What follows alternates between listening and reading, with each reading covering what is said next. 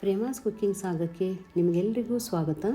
ಈ ದಿವಸ ನಾನು ಬಣ್ಣದ ಸೌತೆಕಾಯಿ ಸಾಂಬಾರನ್ನು ಕುಕ್ಕರ್ನಲ್ಲಿ ಸುಲಭವಾಗಿ ಹೇಗೆ ಮಾಡುವುದು ಅಂತ ತೋರಿಸ್ತೀನಿ. ಹಾಗಾದರೆ ನೋಡೋಣ ಬನ್ನಿ.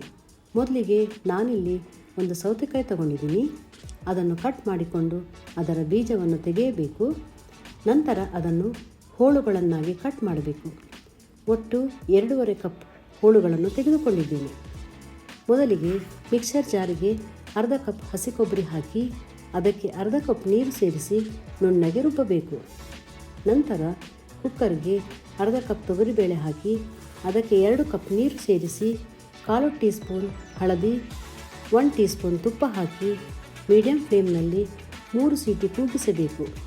ಈಗ ಬೇಳೆ ಬೆಂದಿದೆ.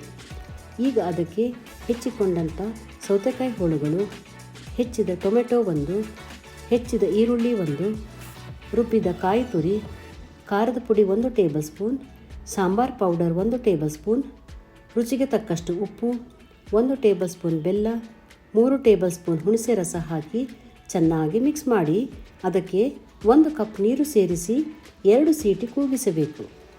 ಈಗ ಚೆನ್ನಾಗಿ ಬೆಂದಿದೆ.